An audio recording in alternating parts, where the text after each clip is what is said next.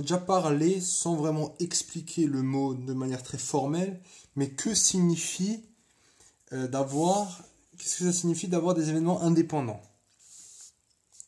Alors si on a A et B, deux événements. Avant de rentrer dans les maths, est-ce que tu as un exemple d'événement indépendant? Alors, par exemple, je pense que si tu mets des chaussettes noires ou si tu mets des chaussettes blanches le matin, ben, le prix du pétrole, il va être indifférent. Donc ça, c'est vraiment deux événements qui sont complètement différents, complètement rien à voir carrément. Donc c'est des événements indépendants. Si maintenant on prend peut-être quelque chose de plus concret, un lancer de pièces. Est-ce que le fait d'avoir fait pile le premier lancer, est-ce que ça va influencer sur le deuxième lancer? Non, c'est des événements indépendants. Chaque lancer de pièces va être indépendant du précédent ou de l'antépénultième, bref. Il n'y a aucune influence derrière. Comment on peut mesurer ça de manière mathématique? Bon alors, un événement dépendant, tu as un exemple? Bah, tout simplement, si tu bois 1 litre d'eau, est-ce que ça va influencer le fait que tu vas aller aux toilettes plus rapidement? Probablement que oui. Donc ça c'est juste un exemple. Par exemple. Comment on va mesurer ça de manière mathématique? Alors il y a 3 manières de le montrer. Au final, on va toujours montrer la même chose.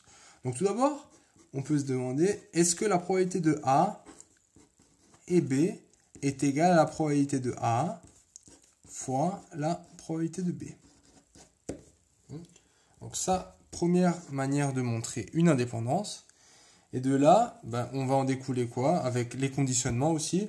Ça veut dire que la probabilité d'avoir A, sachant que j'ai B, est-ce que ça, c'est égal à la probabilité d'avoir A? En gros, de là à là, on s'en fout de ce qu'on a eu avant. Et troisième, bah, c'est la même chose que ça, sauf que c'est l'inverse. C'est la probabilité d'avoir B, sachant A, est-ce que c'est égal à la probabilité de B? Donc voilà, donc ça c'est vraiment juste les 3 manières de montrer, de manière mathématique, si deux événements sont indépendants. Qu'est-ce qu'on peut ajouter à ça? Une chose, si A et B sont indépendants, on peut dire une chose de manière logique, on peut dire que A bar et B sont aussi indépendants. Qu'est-ce que ça veut dire A bar? A bar, c'est le complémentaire. Alors, si le fait d'avoir eu pile au premier lancer, ça n'influence pas ma probabilité d'avoir pile au deuxième lancer, ben, la probabilité d'avoir eu le contraire de pile, c'est-à-dire face au premier, ne va pas non plus influencer mon deuxième lancer. C'est-à-dire que si de manière générale, un événement n'influence pas l'autre, ben, l'inverse de cet événement ne va pas non plus influencer l'autre. Vu que de manière générale, l'événement ne l'influence pas. On peut dire ça. Dernière chose, ne pas confondre une chose. Attention, alors ça c'est très important. Un événement incompatible. Donc ça veut juste dire, donc tu peux aussi lire ça des fois, c'est que quand l'intersection, elle est vide. C'est-à-dire que j'ai A là et j'ai B là. Dans mon diagramme de là. Et là, j'ai pas d'intersection. Donc ça veut aussi dire que la probabilité de A inter B égale à 0. Donc ça n'a rien à voir avec des événements indépendants. Donc ça, c'est juste un petit truc. Je te laisse réfléchir. Je pense que c'est assez logique. Pourquoi?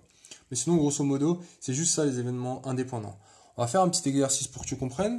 L'idée, c'est quoi? C'est qu'on va d'une part, donc pour montrer que deux événements sont indépendants ou pas, on va d'une part calculer la partie gauche et d'autre part la partie droite. Et on va voir si à égalité, ils le sont. Sinon, ils ne le sont pas. Et on pourra choisir une de ces 3 formes selon l'énoncé.